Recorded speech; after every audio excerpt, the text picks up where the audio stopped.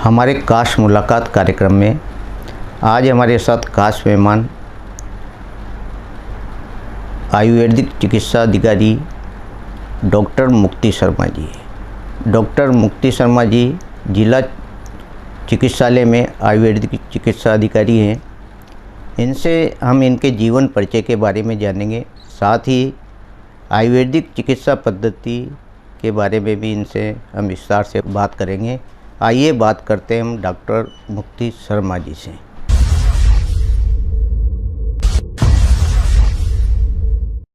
Doctor मुक्ति शर्मा जी, आपका हमारे स्टूडियो में बहुत बहुत स्वागत है। डॉक्टर मुक्ति शर्मा जी, पहले तो हमारे दर्शकों को आप अपने जीवन परिचय के बारे में बताइए। आप कहाँ से हैं, शिक्षा दीक्षा आपकी कहाँ हुई और कब से आप इस आयुर्वेदिक चिकित्सा से जुड़े हैं? मैं डॉक्टर मुक्ति शर्मा, वरिष्ठ आयुर्वेद चिकित्सा अधिकारी, अभी वर्तमान में MBS जिला चिकित्सालय नयापुरा जी की आयुष यूनिट में वरिष्ठ चिकित्सा अधिकारी पद पर हूँ। जी। और मैंने 2006 में अपना आयुर्वेद का graduation bachelors in Ayurveda medicine and surgery को कंप्लीट किया था जी। उसके बाद मैंने पोस्ट ग्रेजुएट डिप्लोमा किया है वेलनेस मैनेजमेंट में, और 2009 से मैं राजकीय सेवाओं में जुड़ी हुई हूँ और अभी 15 वर्ष हो गए हैं मुझे आयुर्वेद चिकित्सा से जी जी जी इसमें सेवाएं देते हुए। और मैं बड़ा सौभाग्यशाली मानती हूँ अपने आप को कि मैं आयुर्वेद जगत में आई जी। और बड़ा अच्छा अनुभव रहा है अभी तक का चिकित्सा क्षेत्र का, और बहुत ही एक चिकित्सा पुण्य का कार्य है जो करने का मुझे अवसर मिला है। जी जी। और आपने इस कार्यक्रम में बुलाया उसके लिए बहुत बहुत धन्यवाद। इस मंच के माध्यम से हम लोगों से जुड़ेंगे, आयुर्वेद के बारे में उन्हें और कुछ बातें बताएंगे। डॉक्टर मुक्ति जी, आप आयुर्वेदिक चिकित्सा अधिकारी है, ये आयुर्वेदिक चिकित्सा प्रणाली है क्या? देखिए, आयुर्वेद जैसे हम भारतीय संस्कृति में सभी जानते हैं कि हमारे यहाँ पर 4 वेद हैं, जिसमें से अथर्व वेद का एक उपांग है आयुर्वेद जी, जिसमें चिकित्सा का वर्णन है जी। और इसके प्रयोजन में सबसे पहले बताया गया है स्वस्थस्य स्वास्थ्य रक्षणम आतुरस्य विकार प्रशमनम जी। अर्थात इसका पहला प्रयोजन बताया कि हम स्वस्थ हैं तो हम स्वस्थ कैसे बने रहें। ये बहुत ही बड़ी बात है जो हर जगह हर शास्त्र में हमें पढ़ने को नहीं मिलती है। बिल्कुल। और दूसरा इसका प्रयोजन है चिकित्सा का जी। डॉक्टर मुक्ति जी, कोरोना के बाद आयुर्वेदिक का एक प्रचलन बढ़ा है। बिल्कुल। और इस कोरोना काल में आयुर्वेदिक चिकित्सा ने काफ़ी अच्छे प्रयोग किए हैं, तो आप भी उस समय रही, तो क्या आपने देखा उस समय? उसका अनुभव ये रहा कि जो लोग शुरू से ही आयुर्वेद या तो ले रहे थे या बीमार पड़ने पे जिन्होंने तुरंत आयुर्वेद का प्रयोग किया, प्रारंभ से ही आयुर्वेद चिकित्सा ली, वो जल्दी ठीक हो गए और उनकी बीमारी ज़्यादा लंबी नहीं गई, उन्हें सीरियस कॉम्प्लिकेशंस की स्थिति तक वो नहीं गए।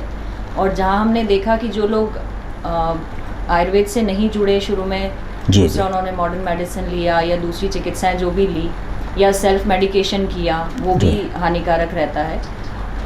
उन सब चीज़ों की वजह से उनके अंदर कॉम्प्लिकेशंस बढ़े, उनकी बीमारी बहुत लंबी हुई, उसके कारण उनके स्वास्थ्य में लगातार गिरावट आई। बिल्कुल। तो ये एक बहुत बड़ी बात सामने आई कि जब भी हम बीमार होते हैं, अगर हम प्राथमिकता से आयुर्वेद को अपनाते हैं तो हम जल्दी ही उस रोग से बाहर आ जाते हैं। बहुत बढ़िया।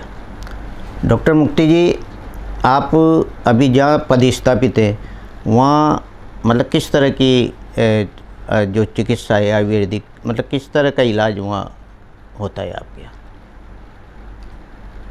हमारे यहाँ पे औषधालय व्यवस्था है, यहाँ जहाँ पे रोगी आते हैं हम उनको चिकित्सा परामर्श देने के साथ आयुर्वेदिक औषधि उपलब्ध करवाते हैं। जो सरकारी दवाइयाँ आती हैं वो उपलब्ध करवाई जाती हैं, और उनको समय समय पर हम लोग क्वाथ वितरण शिविर, मौसमी बीमारियों से जागरूकता के लिए और सुरक्षा के लिए क्वाथ वितरण शिविर लगाते हैं जी। और समय समय पर जैसे स्त्री रोग हो गया या जोड़ों के रोग हो गए, वृद्धावस्था जन्य रोग हो गए, चर्म रोग हो गए, इनसे जो भी प्रचलन में बीमारियां चल रही हैं उनसे रिलेटेड हम लोग शिविर लगाते रहते हैं वहाँ पर। जी जी। डॉक्टर मुक्ति जी, पहले देखा जाता था कि एक अलग ही आयुर्वेदिक चिकित्सा डिस्पेंसरी होती थी, आज सभी पैथी एक ही जगह है, तो इससे कितना फ़ायदा मिला? बिल्कुल, ये बहुत ही अच्छी व्यवस्था है, क्योंकि अब समय ये आ गया है कि हम एक दूसरे के प्रतिद्वंद्वी ना हो करके, आधुनिक चिकित्सा और आयुर्वेद प्रतिद्वंद्वी ना हो करके एक दूसरे के पूरक हो करके काम करें। इंटीग्रेटेड सिस्टम ऑफ मेडिसिन का समय आता जा रहा है और ये अपने आप बढ़ भी रहा है कि जहाँ हमें आवश्यकता है वहाँ हम मॉडर्न मेडिसिन में जाएं, जहाँ हमें आवश्यकता है, जहाँ आयुर्वेद कारगर है वहाँ हम आयुर्वेद को अपनाएं। बिल्कुल। तो रोगियों को बिल्कुल इसका लाभ मिलता है। जब भी वो किसी बीमारी से ठीक होते हैं तो दोबारा वो बीमारी उनको ना हो, उसके लिए वो आयुर्वेद अपनाते हैं, आयुर्वेद की सलाह लेते हैं और उससे वो बिल्कुल निश्चित रूप से सुरक्षित रहते हैं हर बीमारी से। जी डॉक्टर मुक्ति जी, आयुर्वेदिक में जो इलाज के प्रकार किस तरह के हैं? बिल्कुल, मैं बताना चाहूँगी, इसमें आयुर्वेद में मुख्य रूप से दो तरह से चिकित्सा की जाती है। एक होती है शमन चिकित्सा, एक होती है शोधन चिकित्सा। जी। शमन चिकित्सा सामान्य रूप से जो भी हम किसी भी बीमारी में रोगी को औषधि देते हैं उसे शमन चिकित्सा कहते हैं। सामान्य रूप से यही तरीका सभी चिकित्सा पद्धतियों में अपनाया जाता है। आयुर्वेद की जो एक विलक्षण चीज़ है शोधन चिकित्सा, जिसे हम पंचकर्म चिकित्सा के नाम से भी जानते हैं, ये वो चीज़ है जिसके माध्यम से हम किसी भी बीमारी को जड़ से शरीर से बाहर कर सकते हैं। जैसा कि सभी लोग कहते हैं आयुर्वेद के लिए कि आयुर्वेद के द्वारा हम किसी भी बीमारी को जड़ से ख़त्म कर सकते हैं, तो उसका यही एक तरीका है। जब भी कोई भी रोग बहुत ज़्यादा शरीर में बढ़ जाता है, बहुत क्रॉनिक हो जाता है, दोष बहुत लीन अवस्था में चले जाते हैं, यानी डीप सीटेड हो जाते हैं, तो उनको रूट आउट करने के लिए मेडिसिन से अपने आप में केवल मेडिसिन देने से वो हमें परिणाम नहीं मिल पाते हैं, तो हमें शोधन चिकित्सा में जाना पड़ता है पंचकर्म के माध्यम से। जैसे कि इसमें 5 कर्म मैं आपको बताना चाहूँगी। बिल्कुल। पहला वमन होता है जिसे हम थेरेपेटिक एमेसिस कह सकते हैं। सेकंड है विरेचन जो कि है थेरेपेटिक परगेशन। थर्ड इज बस्ती चिकित्सा जिसे हम थेरेपेटिक एनिमास कह सकते हैं, जिसमें oil and decoction based enemas होते हैं। देन फोर्थ इज नस या नेजल मेडिकेशंस जो हमारे हेड एंड नेक के लिए दी जाते हैं। And the last fifth one is blood letting, रक्त मोक्षण जैसे कहते हैं। तो जो भी रक्त संबंधित व्याधियाँ हैं, चर्म रोग वगैरह हैं, वो उसके द्वारा हम उनसे निजात पा सकते हैं। तो हमारे जो वात पित्त कफ जो बेसिक हमारे त्रिदोष माने गए हैं, जिनकी वजह से सभी रोग हो रहे हैं, तो उन्हें साम्य अवस्था में लाने के लिए और पूरी तरह से निर्मूल करने के लिए, जड़ का रोग को निर्मूल करने के लिए ये बहुत ही अच्छा तरीका है और कारगर तरीका है। और ये किसी भी चिकित्सा पद्धति में हमें इस तरह से चिकित्सा नहीं करने को मिलती है। जी डॉक्टर मुक्ति जी, आयुर्वेद करीब 5000 साल पुराना मतलब चिकित्सा प्रणाली है। इसमें पहले जो लोगों में आयुर्वेदिक दवा लेने में थोड़ी सी कठिनाई इसलिए होती थी क्योंकि चूरन होता था, अब किस रूप में यह सामने आने लगी? बिल्कुल, अब तो इसमें बहुत परिवर्तन आ चुका है। इतनी सारी फार्मेसीज़ डेवलप हो गई हैं और बहुत अच्छी स्टैंडर्ड फार्मेसीज़ हैं जो बहुत ही अच्छा काम कर रही हैं।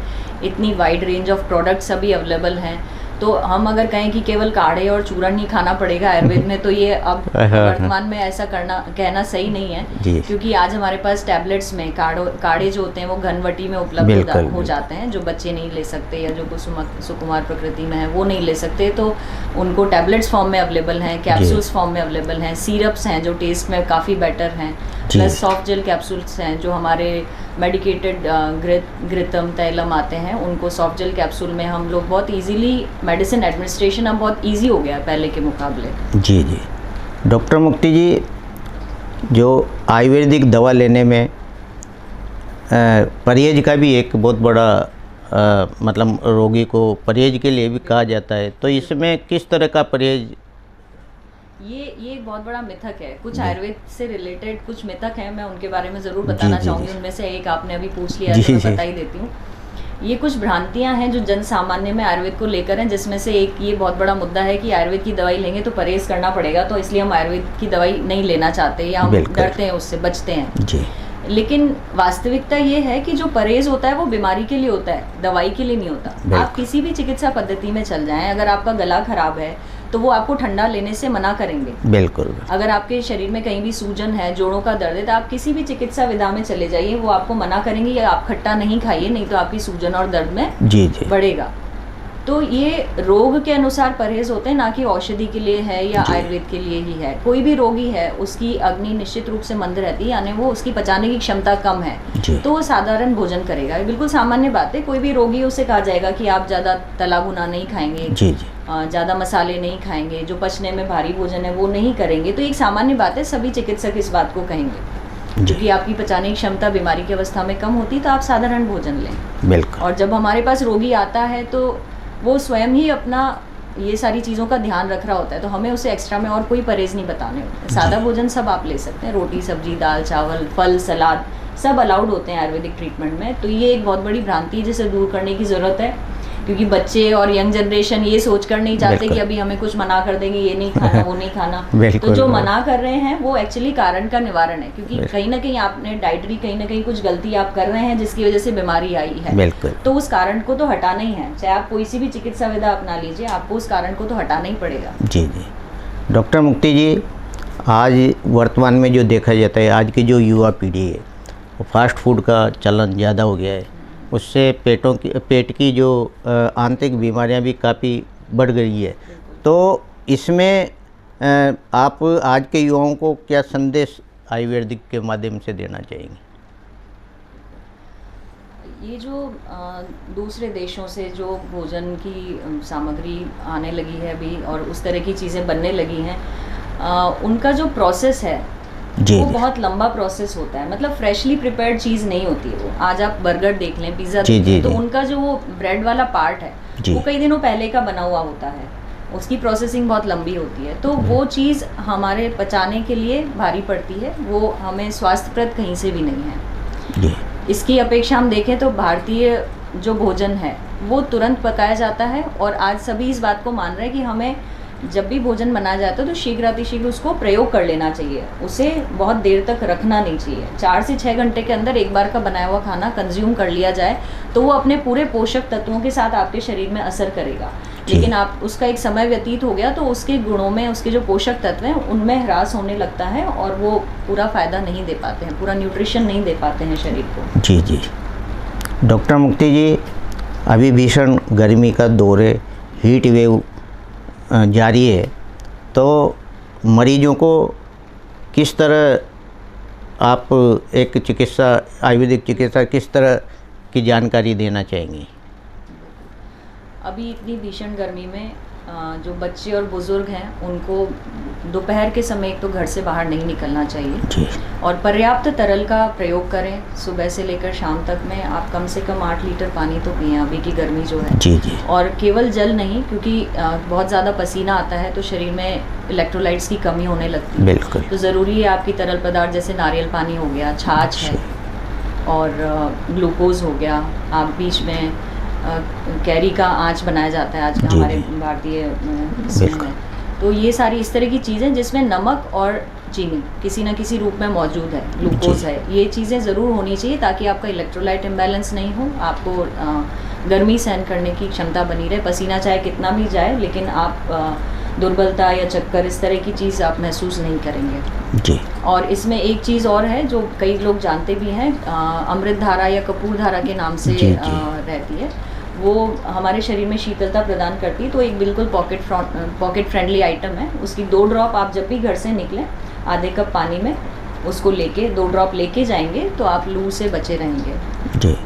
डॉक्टर मुक्ति जी, कई लोगों में ऐसी धारणाएं रहती है कि आयुर्वेदिक दवा बहुत कम असर करती है, तो मतलब जल्दी असर नहीं करती, तो ये इस पर आप क्या कहना चाहेंगे? हाँ, बिल्कुल। ये सबसे पहला रीज़न है कि लोग आयुर्वेद में नहीं आते हैं। जी। इसमें भी आप देखें यही कारण है कि हम बीमारी क्यों देखें। आप देखिए, अगर कोई 1-2 दिन के जुकाम खांसी में आप डॉक्टर के पास जाएंगे तो आप 1-2 दिन की दवाई में ठीक हो जाएंगे, लेकिन आप 5 साल पुराना या 1-2 साल पुराना अपना घुटनों का दर्द लेके जाएंगे या पेट की बीमारी लेके जाएंगे तो हमें उसमें जायज़ सी बात है कि आपको 1-1.5 महीना लग सकता है ठीक करने में, या उससे लगभग कुछ ज़्यादा समय लगेगा। तो ये डिपेंड करता है कि आपकी बीमारी एक्यूट है कि क्रॉनिक है। अगर आपकी बीमारी नहीं है तो आपका इलाज जल्दी हो जाएगा, आप जल्दी ठीक हो जाएंगे, और अगर आपकी बीमारी पुरानी है तो निश्चित रूप से उसको ठीक करने में दवाइयों को समय लगता है। जी जी। आप उल्टी दस्त लेके जैसे कोई भी मरीज आता है तो एक बिल्कुल। खुराक 2 खुराक में बिल्कुल ठीक हो जाता जी, है। ऐसा जी। थोड़ी कि हम उसे 10 दिन तक दवाई देते रहेंगे कि 10 दिन में तुम्हारा उल्टी दस्त ठीक होएगा। तो जी, ये जी। बिल्कुल प्रैक्टिकली पॉसिबल नहीं है और वो चिकित्सा के विरुद्ध भी है। बिल्कुल। डॉक्टर मुक्ति जी, आयुर्वेद में अग्नि का बहुत बड़ा महत्व है, तो ये यानी अग्नि के बिना जीवन संभव नहीं है, तो समझाए क्या है ये? रोगाः सर्वे अपि मंदे अग्नौ, मतलब जो भी रोग हैं हमारे शरीर में वो अग्नि के मंद होने से होते हैं। जी, जी। यानी हम जो आहार ले रहे हैं उसका सही पचन हो जाए, हमें सही न्यूट्रिशन मिल जाए तो शरीर सही चलता रहता है। जी, लेकिन जी। कहीं ना कहीं किसी भी कारण से हमारी अग्नि अगर मंद हुई है तो जो हम खा रहे हैं वो आहार पोषण ना करके उसका एक पार्ट विष रूप में जाता है, मतलब वो जी। प्रॉपर डाइजेस्ट नहीं हुआ, वो आम विष बना है, तो वो कहीं ना कहीं फिर हमारे शरीर में अलग अलग अंगों में जाके कोई ना कोई बीमारी पैदा करता है। जी, जी। तो इसीलिए कहते हैं कि कोई भी बीमारी है शुरुआत पेट से ही होती है, यानी आपका कहीं ना कहीं पहले पेट खराब हुआ है, बिल्कुल। गलत आहार विहार रहा है आपका, उसी की वजह से दोष उत्पत्ति हुई है। और दोष उत्पन्न होने के बाद जो हमारी सप्त धातुएं बताई गई हैं उनके साथ वो मिलकर के अलग अलग तरह के रोग उत्पन्न करते हैं। जी, जी। इसलिए बिल्कुल सही बात है कि हमें हमेशा अपना आहार अपनी अग्नि के अनुसार रखना चाहिए। अगर अग्नि मंद है तो आहार लघु लें, यानी जी। कम आहार लें, और जो आपकी प्रकृति है उसके अनुसार हमें आहार लेना चाहिए। वातज प्रकृति, पित्तज, कफज प्रकृति, इसके अनुसार जो आहार बताया गया है, जो निर्दिष्ट है, वो आप चिकित्सक की सलाह से ले सकते हैं। जी। डॉक्टर मुक्ति जी, आयुर्वेद में स्वाद का भी एक महत्व है, क्या है ये? 6 तरह के रस बताए गए हैं आयुर्वेद में। जी, जी। मधुर, अम्ल, लवण, कटु, तिक्त, कषाय। मधुर, अम्ल, लवण तो सबको समझ में आ रहा होगा। कटु जो कड़वा है, बिल्कुल। जो चरका है, जी, सॉरी, जी। उसको कहा जाता है। तिक्त जो कड़वा है, बिटर, उसको कहते हैं। और कषाय होता है जो कसैलापन है। जी, जी। तो जो भी आहार हमारा पूरा षड रस युक्त होता है जी। वो अपने आप में परिपूर्ण होता है, रसायन का कार्य करता है शरीर में। जी, जैसे आंवला ले लें, हरितकी ले लें, ये सब पंच, मतलब एक रस जी, कम जी। है, लेकिन सबसे ज़्यादा जिसमें रस होंगे वो बहुत ही अच्छा रसायन माना जाता है अपने यहाँ पर। जी। और इनके रसों के अलग अलग वात पित्त कफ पे प्रभाव भी हैं। कौन सा रस किस दोष को बढ़ाता है, किसका जी, जी, शमन जी। करता है। डॉक्टर मुक्ति जी, आप आयुर्वेदिक चिकित्सा अधिकारी हैं, जहाँ जिस जगह आप प्रतिस्थापित हैं, तो क्या इस समय आउटडोर बढ़ा हुआ है आपका, जैसे पहले की अपेक्षा अब बिल्कुल बिल्कुल। जब कोविड के बाद से लोगों में आयुर्वेद के प्रति बहुत रुझान बढ़ा है। जी, जी। पिछले कुछ वर्षों में बहुत परिवर्तन आया है। अब लोग प्राथमिकता से भी आने लगे हैं। जैसे अब मैं कह रही थी कि लोग बहुत पुरानी बीमारी करने के बाद आयुर्वेद के पास आते थे, जी, लेकिन जी। अब कुछ लोग हैं, इवन यंग जनरेशन भी है, और पेरेंट्स अपने बच्चों को लेके भी आते हैं ये सोच के कि हमारे बच्चे की इम्यूनिटी कहीं ख़राब होने लगी है, बिल्कुल। तो वो जल्दी आयुर्वेद में आने लगे हैं। यंग जनरेशन भी, उनको भी ये समझ में आ रहा है कि आयुर्वेद बेनिफिशियल है, साइड इफ़ेक्ट्स नहीं है, और लॉन्ग टर्म के हिसाब से उन्हें आयुर्वेद में अच्छे रिजल्ट मिलेंगे, जी। ये मानते हुए वो आयुर्वेद को अपनाने लगे हैं। जी। और पहले से काफ़ी संख्या में अब लोग आयुर्वेद से जुड़ रहे हैं। जी। आपके जो चिकित्सालय में किस तरह के आप जनता को जागरूक करने के लिए किस तरह के शिविर आयोजित करते हैं? बिल्कुल, हम समय समय पर अलग अलग रोगों के हिसाब से जी। शिविर आयोजित करते हैं।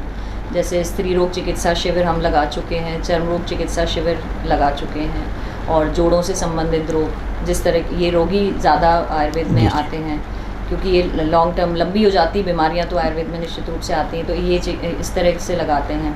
और स्वर्ण प्राशन शिविर भी अभी कुछ समय से चालू हुआ है, जो जी, प्रति जी। माह पुष्य नक्षत्र में जो बच्चे हैं 1 से 16 वर्ष तक के बच्चों को स्वर्ण प्राशन ड्रॉप्स पिलाई जाती हैं। उससे उनकी इम्यूनिटी इम्प्रूव होती है, उनकी पूरा शरीर में अच्छा विकास होता है, शारीरिक और मानसिक विकास बहुत अच्छा होता है। तो ये शिविर भी हम लोग निश्चित लगाते रहते हैं।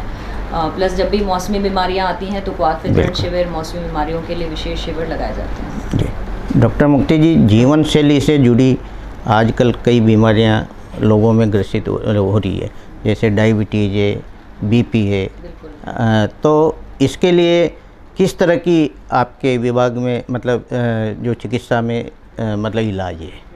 तो मुझे बहुत खुशी होगी ये बताते हुए कि लाइफस्टाइल डिसऑर्डर्स के जितने भी मरीज हमारे पास आयुर्वेद में आ रहे हैं वो सभी बहुत अच्छे उनको रिजल्ट मिले हैं।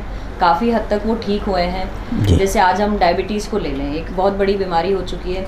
जितने भी डायबिटीज़ के रोगी हमारे पास आते हैं वो ये कहते हैं कि हम ये दवाई ले रहे हैं, लेकिन दवाई लेते लेते भी जो है हमारी शुगर कंट्रोल में नहीं आती। जी, 300 पार जा रही है या 400 पार जा रही है, क्योंकि हमें जो दवाई दी है वो तो हम नियमित रूप से ले ही रहे हैं, तो अब हम क्या करें, तो बड़े परेशान होकर आते हैं। फिर जब उनको हम कहते हैं कि आप इसी दवाई के साथ कुछ आयुर्वेद की मेडिसिन हम कंटिन्यू करेंगे, जी जी। तो वो दवाइयाँ लेते लेते उनको हफ्ता से 10 दिन में ही उनका ब्लड शुगर लेवल काफ़ी अच्छा कंट्रोल में आ जाता है। जी तो जी। ये एक बहुत अच्छी बात है कि लाइफस्टाइल डिसऑर्डर्स में आयुर्वेद को बहुत अच्छे परिणाम मिल रहे जी। हैं। दूसरा हम देख लें, आज थायराइड, हर घर में कोई ना कोई रोगी बिल्कुल। हमें मिल जाएगा थायराइड का, जिसमें महिलाएं ज़्यादा प्रभावित होती हैं इससे। तो इसमें भी हमने देखा है कि जो डायग्नोस होते ही आयुर्वेद में आ जाते हैं, उनको जैसे ही हमने आयुर्वेद दवाई शुरू करी तो जी। उन्हें वो ठीक हो जाते हैं, उस बीमारी से पूरी तरह से निजात पा लेते हैं, बीमारी ख़त्म हो जाती है। बिल्कुल बिल्कुल। और जो लोग दवाई लेते लेते भी जिनका लग रहा है कि हम इनकी वैल्यूज़ जो हैं, हमारे TSH की वैल्यूज़ फिर भी बढ़ी हुई आ रही हैं, वो हमें अप्रोच करते हैं। उनको जब साथ में हम कुछ आयुर्वेदिक दवाइयाँ देते हैं तो उनकी रिपोर्ट्स नॉर्मल आने लगती हैं और वो काफ़ी स्वस्थ महसूस करने लगते हैं शारीरिक रूप से भी, और लेबोरेटरी टेस्ट भी इस बात के गवाह हैं कि उनको सुधार मिलता है। जी जी। तो आयुर्वेद लाइफस्टाइल डिसऑर्डर्स में तो बहुत ज़्यादा ज़रूरी है, अपनाना ही चाहिए। जी जी। और इसमें एक बात मैं कहना चाहूँगी कि ये एक जो भ्रांति है, तीसरी भ्रांति ये भी है लोगों में कि अभी हम एलोपैथी ले रहे हैं तो हम आयुर्वेद नहीं ले सकते। जी। लेकिन ये बहुत ज़रूरी है, क्योंकि दोनों चिकित्सा, दोनों औषधियाँ जो हैं ये बिल्कुल अलग तरह से काम करती हैं। बिल्कुल। आज हम जैसे थायराइड की बीमारी ले ली, जो थायरोक्सिन हार्मोन की हम टैबलेट दे रहे हैं वो केवल ब्लड में एक लेवल मेंटेन कर रही है, जी। लेकिन जो हमारा थायराइड ग्लैंड है उसकी फंक्शनिंग, जहाँ से वो थायरोक्सिन नेचुरली बनना चाहिए, उस पर वो काम नहीं कर पा रही जी। है। और आयुर्वेद की मेडिसिन यही काम कर रही है कि जो रीज़न है, मतलब रूट कॉज क्या है कि आपका ग्लैंड प्रॉपरली एक्टिव नहीं है, वो प्रॉपर फंक्शनिंग नहीं कर रहा है, थायरोक्सिन नेचुरली नहीं बन रहा है। जी। तो आयुर्वेद की दवाई दूसरे ढंग से काम करी, इसलिए दोनों आपस में एक तो इंटरफेयर नहीं करती, तो दोनों दवाइयाँ कुछ समय तक हम साथ लेते हैं, देनी पड़ती है। जी जी। मतलब साथ में लेने में कोई एतराज़ नहीं है। और जब वो ग्लैंड ऑटोमेटिकली अपना फंक्शन सही करने लगता है, हार्मोन प्रॉपर बनने लगते हैं, तो धीरे धीरे जो एलोपैथी मेडिसिन है उसकी डोज कम होते होते और हम बंद करने की स्थिति में भी आ जाते हैं कुछ केसेस में। जी जी। और जहाँ तक देखा जाता है कई बार कि अगर वो आयुर्वेद से नहीं जुड़ रहा है रोगी, तो वो आप डोज बढ़ती जाएगी। आप चाहे डायबिटीज़ की मेडिसिन ले लीजिए, आप चाहे ब्लड प्रेशर की ले लीजिए, क्योंकि लाइफस्टाइल तो कोई इम्प्रूव कर नहीं रहा है आजकल, इतने सब लोग स्वास्थ्य के लिए जागरूक हैं नहीं। अगर वो कर रहे हैं तो फिर भी थोड़ा मेंटेन कर पाते हैं, अदरवाइज उनकी डोज निश्चित रूप से बढ़ती जाएगी, बीमारी बढ़ती जाएगी। पर किस स्तर, कहाँ तक जाएंगे वो, कहीं ना कहीं तो आपको बीमारी को रोकना ही है, तो आयुर्वेद से जुड़ना ही पड़ेगा। जी। डॉक्टर मुक्ति जी, हाड़ौती की जनता को क्या संदेश देना चाहेंगी आयुर्वेदिक चिकित्सा के बारे में? सबसे पहला संदेश तो यही है कि आयुर्वेद को प्राथमिकता से अपनाएं। जी। आयुर्वेद हमारी भारतीय चिकित्सा पद्धति है, तो यहाँ पे वैकल्पिक चिकित्सा पद्धति बनकर ना रहे और प्राथमिकता से हम सभी भारतीय इसे अपनाएं। जी। क्योंकि ये बिल्कुल ही निरापद चिकित्सा पद्धति है, इसमें किसी तरह के दुष्परिणाम नहीं हैं, इसमें साइड इफ़ेक्ट्स ना होकर के साइड बेनिफिट्स मिलते हैं। जब रोगी आता है, एक बीमारी के लिए दवाई लेता है, वो फिर जब 10 दिन बाद आएगा तो बताता है कि मेरे को ये तकलीफ़ भी थी, ये भी ठीक हो गई, और ये भी हो रहा था, वो भी ठीक हो गया। बिल्कुल। तो कहता है ये कैसे हुआ, कि ये साइड बेनिफिट्स हैं। आयुर्वेद में ये अच्छी बात है कि साइड इफ़ेक्ट्स ना होकर के गुड साइड इफ़ेक्ट्स कह दें या साइड बेनिफिट्स कह दें, इसलिए आयुर्वेद को ज़रूर अपनाना चाहिए। जी जी। ये नेचुरल तरीके से काम करती है शरीर में। जो भी दवाइयाँ हैं वो प्राकृतिक स्रोत से प्राप्त की गई हैं, प्राकृतिक रूप से हमारे शरीर में बहुत अच्छी तरह काम करती है। कोई भी सप्लीमेंट्स आप लेंगे तो वो पोषण ही देगा, कहीं ना किसी तरह का दुष्प्रभाव नहीं है। जैसे आप आयरन कैल्शियम अगर आपने आयुर्वेद का लिया है तो वो आपको GI डिस्टर्बेंसेस नहीं करेंगे, नहीं तो दूसरी मेडिसिन में आपको या तो एसिडिटी की दिक्कत हो जाएगी या कॉन्स्टिपेशन हो जाएगी, पेशेंट कहेगा मैं तो दवाई ले ही नहीं पाता। लेकिन अगर आप आयुर्वेद की दवाई ले रहे हैं तो इस तरह की प्रॉब्लम्स नहीं आती हैं, बॉडी बहुत अच्छे से एक्सेप्ट करती है आयुर्वेद मेडिसिन को। पहला संदेश तो ये कि आयुर्वेद को प्राथमिकता से अपनाएं। जी। दूसरी बात जो आजकल देखने में आती है कि सेल्फ मेडिकेशन होता है, मतलब व्यक्ति खुद से अपना इलाज कर रहा होता है। उसने कहीं सुन लिया, कहीं पढ़ लिया, किसी ने बता दिया कि ये मैंने ये दवाई ली थी, मुझे आराम आया, तुम भी ले लो। लेकिन ये बहुत ही गलत तरीका है इलाज करने का। इससे कभी आपको परिणाम मिल सकता है और कभी नहीं मिलेगा, और ज़्यादातर यही होता है। या फिर आपको प्रॉपर रिजल्ट नहीं मिलेंगे, आपको पूरी तरह से आपकी चिकित्सा नहीं हो पाएगी। क्योंकि सबका शरीर अलग है। आयुर्वेद जी। में प्रकृति के अनुसार चिकित्सा की जाती है। एक ही रोग के लिए सभी लोगों में एक जैसी चिकित्सा नहीं होती। बिल्कुल। जो दोष प्रकृति जो बताइए, वातज में अलग है, पित्तज में अलग है, कफज प्रकृति वाले में हमें अलग तरह से दवाइयाँ देनी पड़ती हैं। एक ही रोग के लिए निश्चित एक दवाई नहीं होती है। इसलिए जो एक व्यक्ति को अनुकूल रही दवाई, वो आवश्यक नहीं है कि दूसरे व्यक्ति में भी अनुकूल रहे। इसलिए कभी भी चिकित्सक के परामर्श के बिना कोई औषधि का सेवन नहीं करना चाहिए। आप चिकित्सक की सलाह से लें। और एक ही दवाई, किसी ने कहा ये सिरप ले लीजिए आप, इससे मैं ठीक हो गया, आप भी हो जाएंगे, पर कोई ज़रूरी नहीं ऐसा होगा। बिल्कुल। जब तक आपका पूरा चिकित्सा प्रपत्र तैयार नहीं होगा, सारी तरह की दवाइयाँ कहाँ कहाँ हमें ठीक करना है वो नहीं दी जाएगी, तब तक आप पूरी तरह से रोग निर्मूल नहीं हो सकता। जी। डॉक्टर मुक्ति जी, एक बात और मैं जानना चाहता हूँ। जैसे आपने बताई कपूरधारा, कपूरधारा कई बीमारियों को ठीक करती है और बहुत त्वरित गति से, तो इस तरह किस तरह बनती है कपूरधारा? बिल्कुल, इसमें पेपरमेंट है, अजवाइन है और कपूर है। ये तीन इसके कंटेंट हैं। ये तीनों सॉलिड फॉर्म में आते हैं। जब हम इनको जब तीनों को मिक्स करते हैं तो थोड़ी देर बाद ये तीनों ही एक दूसरे से मिक्स होने के बाद तरल अवस्था में आ जाते हैं। जी जी। और ये वेपोराइज हो जाता है, मतलब तैलीय पदार्थ हैं इसके, तो ये वेपोरेट हो जाता है, इसलिए इसे एयरटाइट में रखना पड़ता है। और कुछ ड्रॉप्स लेने से ही ये बहुत अच्छा कारगर है। मुख्य कार्य तो इसका शरीर में पाचन क्रिया को सुधारना है। जब भी उल्टी दस्त है, अजीर्ण की अवस्था है, उदर शूल है, शिरशूल है, मतलब सिर का दर्द है, आपको चक्कर आ रहे हैं, बेचैनी, घबराहट, गर्मी से शीतलता देता है, इसे बहुत सारे काम ये करता है। तो एक पॉकेट फ्रेंडली आइटम है, तो रखना चाहिए। क्योंकि ये पहले भी पुराने ज़माने में भी गाँव में रखी जाती थी, हर घर में रखी जाती थी। लोग बनाते हैं खुद से घर पे। जैसे मैंने बताया, पंसारी से तीनों आइटम लाके कांच की शीशी में भरेंगे, उससे तो थोड़ी देर में लिक्विड हो जाएगा और उसे एयरटाइट में संभाल के रखते हैं। जी जी। डॉक्टर मुक्ति जी, MBS अस्पताल के अंदर आयुर्वेदिक जो आपका आयुष विभाग है कहाँ है, दर्शकों को बताएं। जी, MBS चिकित्सालय में प्रवेश करने के बाद उपभोक्ता चिकित्सा औषध भंडार है, उपभोक्ता की दवाई की दुकानें हैं, उसके पीछे की तरफ वहाँ पर आयुष यूनिट है।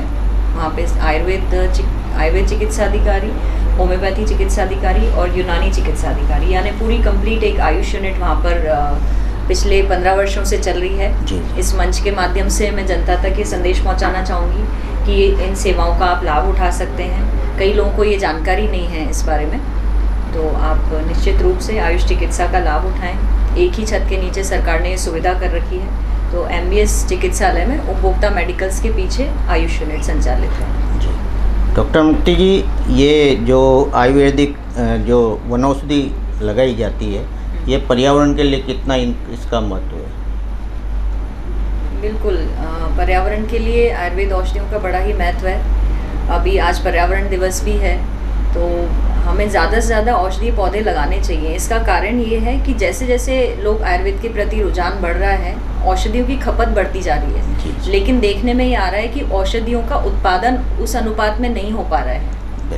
तो जिनके पास भी ज़मीन है, अपने फार्म हाउस हैं, तो उनसे ये अपील है कि वो अपने प्लांटेशन करें इसकी। जो मेडिसिनल प्लांट्स हैं उनकी प्लांटेशन करें, और सभी लोग अपने घरों में भी कुछ गमलों में ये पौधे ज़रूर लगाएं। आपको ये बड़ा आनंद आएगा कि जब आप अपने घर के आंगन से लेमन ग्रास निकाल के खुद से चाय बना के लेंगे। तुलसी की जो इतनी तरह की वैरायटी है, लौंग तुलसी, सौंफ तुलसी, अलग अलग तरह की तुलसी की वैरायटी, जब आप उन्हें खुद सेवन करेंगे आपको बड़ा अच्छा लगेगा। आप पान है, ये भी एक औषधि पादप है, तो इसका आपने लगाया, इसका सेवन करेंगे, आपका पाचन दुरुस्त रहेगा, आपको गले से रिलेटेड समस्याएं नहीं होंगी। तो ऐसे कुछ औषधि पौधे ज़रूर हमारे आंगन में होने चाहिए, जो हमारे रोजाना में हम जिन्हें प्रयोग कर सकें और जिससे हम स्वस्थ बने रहें।